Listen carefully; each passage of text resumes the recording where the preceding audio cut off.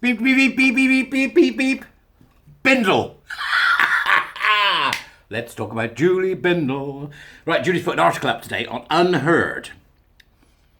I suspect washing and nailing, gnashing and wailing of teeth from certain sectors. So, oh, you starting pistol, you. Right, so, okay. It's a fascinating, it's a brilliant piece. So I found it a really interesting piece. So I read it, and I was like, am I mad at you? Not that she'd care, right? But am I mad at you? Do I need to find her and sit next to her on a train and eat a packet of crisps? Is that what I need to do?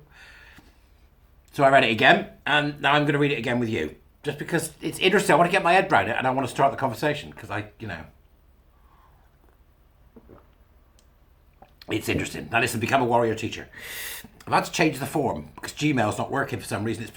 Lots of you send me Gmail email addresses, and then I try and reply and it won't let me because Gmail's very silly in that way. So become a warrior teacher if you want to, okay? Meeting coming up later in the month. Sign up in April, okay? Very simple. Subscribe to my Substack if you can, or if you could give me a super thanks on YouTube or any other way that you can help out, I'd be really grateful. So that's the usual begging bowl out the way. So let's have a look at what we've got here, which has come from Julie. It was published on March the 10th, 2023, so this is fresh out of the news bum, so to speak. Now, the Lesbian Project has begun, and if you recall, there was an announcement from both Kathleen and Julie that they started the Lesbian Project, which I hope goes really well. I do hope it goes really well. So the subline to this is, the rainbow flag has failed us. Remember, all links in the dooberies. The rainbow flag has failed us. It is great being a lesbian without getting into the thorny debate of whether or not sexuality is innate. Yeah, let's not do that one, Julie. So we're talking about the difference between people who think that being lesbian is innate. It's the same as being gay is innate, which I am personally one of those people. I think it's both nature and nurture, but it has to be there to start with.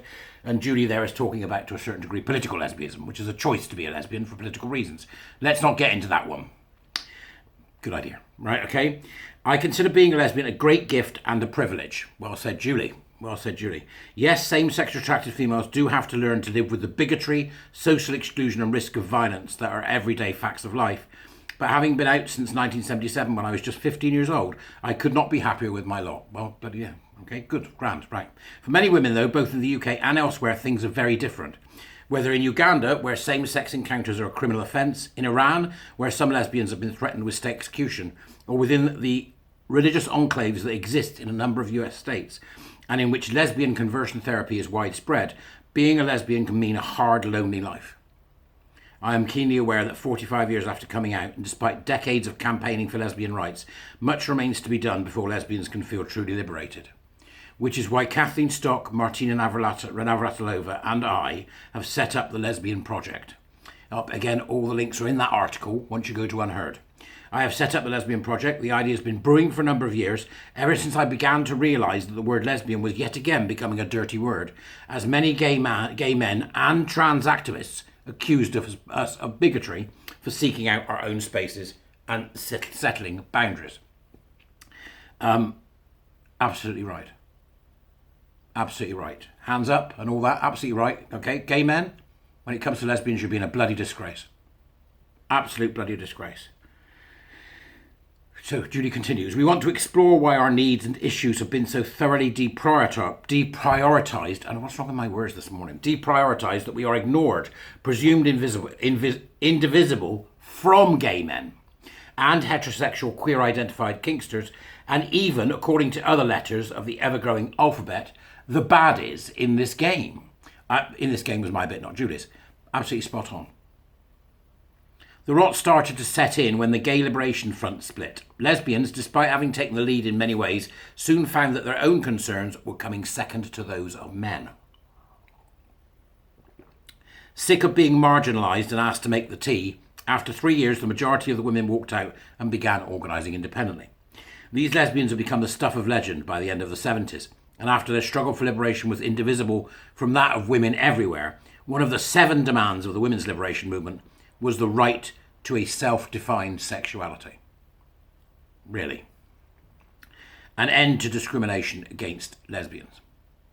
I was at the first autonomous public lesbian event, the Lesbian Strength March in London in 1981, and the exhilaration that my 19-year-old self felt is hard to describe. Back then we understood that the one thing we did have in common with our gay brothers was discrimination on the basis of our same-sex attraction. We also recognised that one common anti-gay trope, namely the suggestion that gay men were not to be trusted around children, was also said of lesbians, which it was, I can remember it clearly.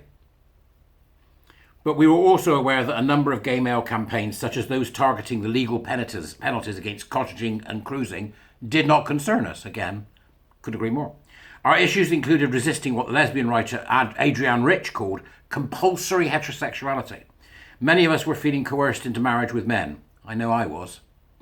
As a working class girl hitting my teens in the mid-70s, my life had already been mapped out.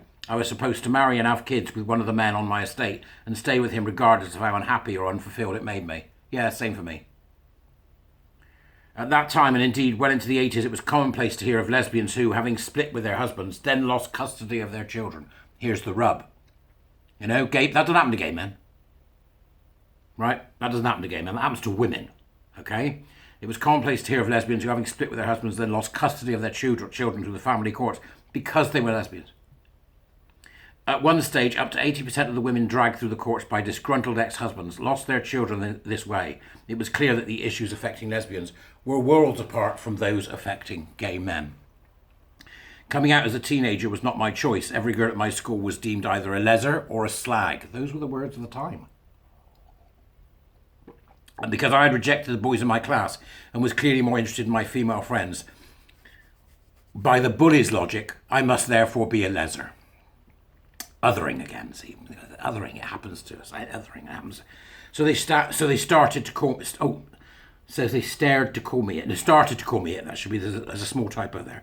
So they started to call me it. For once, they happened to be right. I was bullied and threatened until my older brother stepped in. But being a teenage lesbian was also a joy. Going to nightclubs with the gay boys and observing the older butch femme couples was fascinating. The Lesbian Project is seeking an amicable divorce from our gay brothers. Absolutely. Being lumped in with men is neither appropriate nor useful when it comes to our priorities, and we can no longer pretend that it is. We have only once been targeted by the same legislation, Section 28. And as women, we need to ask ourselves whether we're being afforded the same attention as our male counterparts. Not that all of the issues affecting lesbians are the same. We are not a hegemonic group. If I were cast away on a desert island with 50 indiscriminately chosen lesbians, we would fight like cat and dog and agree on next to nothing. But we would still share something precious and fundamental, our resistance to the path set out for us by whichever community and nation we were raised in. There are other things we share. We're all gender non-conforming, despite the fact that prior to queer theory and trans ideology, we didn't ever use that term. We have defied sex stereotypes, and all of us have been major disappointments to those hoping we would grow up looking to marry a handsome, successful man and produce a brace of children. We were supposed to behave differently, even if raised within liberal or socially progressive families. We weren't supposed to wear scruffy dungarees and play pool in backstreet bars. Brilliant. Many lesbians will disagree with, even actively dislike, my views on certain issues. Some lesbians won't be feminist. Others might prefer the term queer or gay, terms I won't use to describe myself. But like it or not, we are a tribe. Our enemies are not discerning. We are bound together by our refusal to play by the rules. Every out lesbian has defied sex stereotypes and taken a huge risk in being public. Heterosexuality is not just the norm, it is also the method by which patriarchy flourishes. Whether or not we are conscious of it, lesbians are both a threat and a direct challenge to men's superiority over women. Today, I live in a privileged middle-class life with a media career and a supportive family and friendship circle. Although I am relatively safe from bigotry and violence, I still feel the knot in my stomach when asked by a stranger, "What does your husband do?" Then there are the times I hear direct anti-lesbian sentiments expressed by colleagues, neighbours and others, and I can't keep quiet. If we can come together to fight the oppression that affects us all, our differences will matter less when they otherwise might. A few weeks ago, I was walking my dog in the park when a man, resplendent in tattoos, biker jacket and shaven head, approached me. For a split second, I wondered if he was friend or foe, but as we stood face to face, he broke into a big smile and told me he recognised me off the telly and that my mum loves you. She's a lesbian too. I was walking on air for the rest of the day. That's just wonderful. Oh, it makes me choke up. Everyone involved in this project has their own history and perspective on what it means to be a lesbian. Joanna Cherry, one of the Scottish National Party's most high-profile MPs, has been treated appallingly within her own party over her views on single-sex spaces, not just for lesbians, but also for women facing domestic and sexual abuse. And Lucy Massoud, a former firefighter turned barrister, has spoken out about biological men identifying as lesbians on online dating apps, for which she is labelled a bigot and a transphobe. These women join a long list of those who are fighting back against the new bigotry that has rebranded lesbians as irrelevant or not deserving attention. Our enemies are the same as when I came out decades ago, misogynists. Above all, men who hate the fact that we reject them sexually and get on just fine without them. Some of our enemies are, unfortunately, young women, although we would never condemn or reject them. Having spoken to dozens of them, I fear these women are motivated by a desire to stay on the right side of the men in the LGBTQ+ rainbow. So they put their own needs aside in order to be accepted. One day they may come to us, older lesbians, for advice and support. We are here for them if they do. The Lesbian Project will put us back on the map. Lesbians are able to be out and proud, share bravery, tenacity and enemies. Whatever our differences, we all want things to be better for future generations of girls. Being a lesbian is to refuse to bow to convention. It is an act of resistance and resilience. And I, for one, am proud to use that label. It's a wonderfully written article. Let's talk about the bit I got a problem with. Because I was going to have a problem with it, wasn't I? You know that was coming. I fear these women are motivated by a desire to stay on the right side of the men in the LGBTQ+ rainbow. Let me be absolutely clear about this. In my experience, in working with and speaking to young people in particular in universities and young people in the workplace and others in the workplace and dealing with universities and dealing with businesses, the advocates of this are female. The vast majority of the advocates of this are female. And I think that we have to recognise that. When I find a young gay man, it's inevitably him shouting about being non-binary because he's surrounded by 4 LARPing bloody women. Right? Or by women who think he's wonderful and realise and think they can change him. Oh, I thought, yeah. Right? Now, Judy's right. See? It is about the LGBTQ+, because these young girls years ago, the old guys would see them off. Leave them alone, it ain't gonna happen. And they get furious when they did. So Judy's right. People are doing it to stay in favour with the LGBTQ+ bandwagon. But actually the one young person I know who is female and at school is being bullied by girls because she is a lesbian, and Judy's right about that. What a terribly complicated situation we're in. A terribly complicated situation. And I agree with Judy. I think that we do need a divorce from each other, and I'm quite happy to say decree nisi on the way from me, if that means anything to anyone. The decree nisi is on the way, because I think there are times when our needs and our battles are massively different, and that for gay men most of the battles are over, but for gay women they still have the battles of women to fight. That you may have equality in the law, and that there may be areas in law where that equality is the same as men, where, we've all got the same sort of equality, but that the fight you fight is different. We know this because there aren't people trying to get into men's toilets. They don't care. There aren't people trying to get into men's wards. There aren't, okay? And I can't help but think back to what happened in the 80s when AIDS was at its height. It was the lesbians that were sat by our beds, despite what you see in the queer propaganda. It was the lesbians that sat by our beds. And where the hell are the gay men now?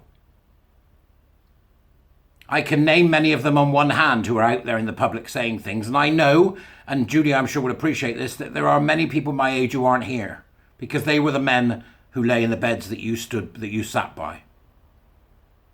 But the younger gay men, come on guys. We need to do our stuff for us. Judy's right. We do need a divorce, but it is not a divorce that doesn't recognise our common enemies. It is not a divorce that doesn't recognise that gender ideology, queer theory and the protection of our children is the responsibility of all of us. So I hope that gay men will not take it that way. All right? I think it's a divorce that says that our distinct cultures and our distinct differences are something that should be celebrated, treasured and protected. And I absolutely agree. It's the reason why in over 20 years there's only ever been 1 or 2 women in my flat, because they simply don't sit on my radar. And I need a space for gay men. This is it. It's like the hallowed halls of the golf club, but my house, right?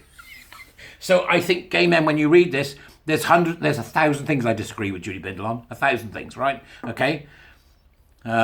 But on this, I think that there's something that's worth having a conversation about. All right, certainly about the state of what's happening to some lesbians I know who are being picked on by other lesbians. Right, so the state of straight girls who think they can bloody well come into gay male spaces and behave like they're gay men. So yes, the gay men need to get angry about that. But it's more that binds us than divides us, I think. But I will reiterate, I think Judy's right. I think it is time for a divorce. They have distinctly different needs.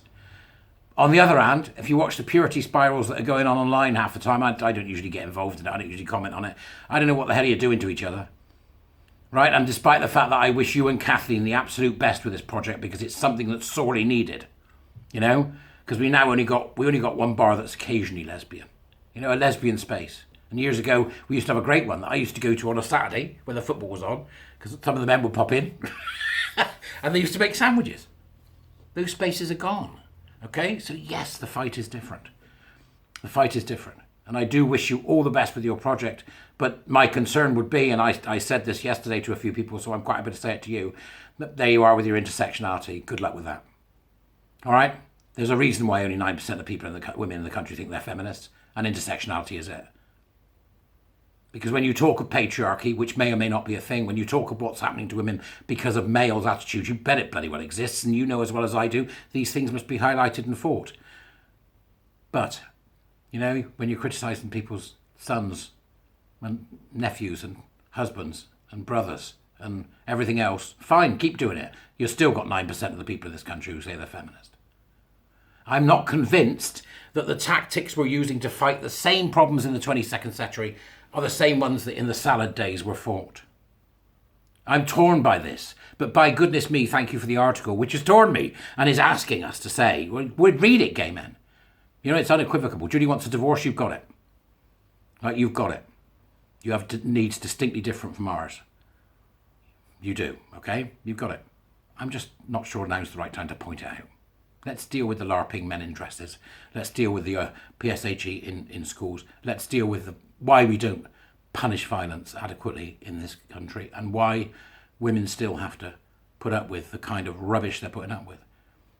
Even on a grander scale, as you said, about, you know, countries abroad where women are treated appallingly. Iran, Uganda. Yeah, you can have your divorce. By all means, have your divorce. We still have a common enemy. And I don't think Judy is saying for 1 second that we shouldn't attack that. I don't think that at all. But I may be wrong. Who knows? Go and have a read. I think it's a good conversation starter. Oh, you starting pistol, Judy. It's a good conversation starter, but it's also a very serious piece about what's going on with the lesbian movement right now. And I imagine it's going to put a schism in them too. So let's wait and see what happens, whether or not it will make the schism bigger or whether or not it will bring about some resolution, who's doing what. I'm fascinated to see what's happening. Because right now we can't do the same thing because there aren't enough gay men off the bench. Come on, gay men, wake up and stop fucking about. It drives me mad. Right, okay, that's it for today. I'll see you later. Beep, beep, beep, Bindel. Bye.